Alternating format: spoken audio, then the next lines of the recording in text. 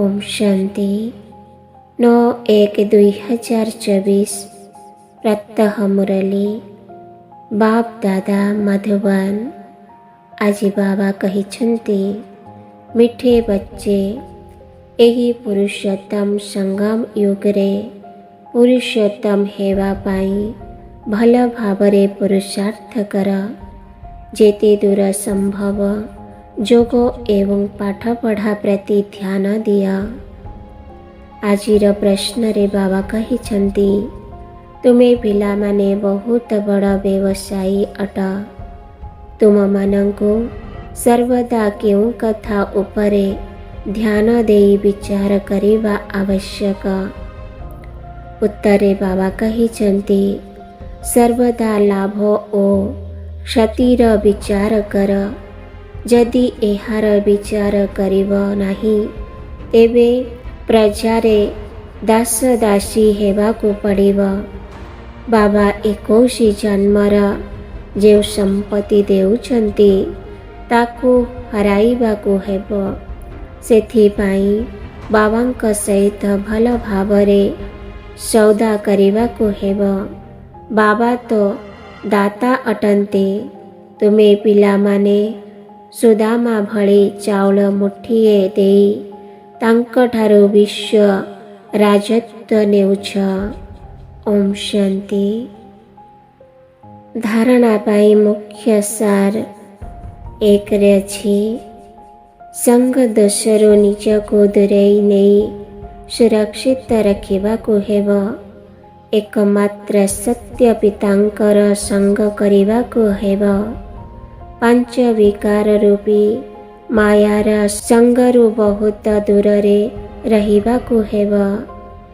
दुईरे बाबा कहिछन्ति, पाठ पढ़ा प्रति बहुत ध्यान देबाकु हेब। निजर पाठ पढ़ार निशारे रहिबाकु हेब। कुहा जाए, निजे मंथन कले निशा चढ़िब। दिनक पाई मध्य पाठ पढ़ा बंद कर नहीं।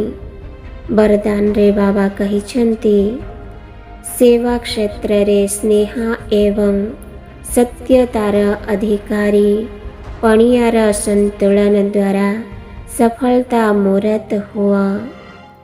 विस्तारे बाबा कहिछन्ति, जेपरी एही मिथ्या दुनिया रे ब्रह्मा बाबा को सत्यतार अधिकारी पणियार प्रत्यक्ष स्वरूप रूपरे देखिछ।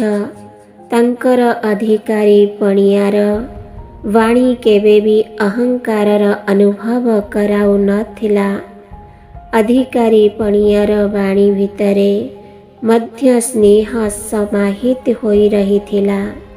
तेबे अधिकारी पणियार वाणी केवल समस्तंकु जे प्रिय लगी थाए ताहा नुहे, बरं प्रभावशाली मध्य होई थाए। तेणु निजर पितांकु अनुकरण कर। स्नेह सहित अधिकारी पणिया निर्माणता सहित महानता मिशी रहिथिबा देखा जाऊ। वर्तमान समय रे सेवा क्षेत्र रे एही भली संतुलन रहिबा उपरे अधिक ध्यान दिय। तेबे जाई सफलता मूरत होई पारिब। स्लोगान रे बाबा कहिछन्ति, मोर को तोरे परिवर्तन करिबा अर्थात भाग्यर अधिकार नेवा। ओम शांति।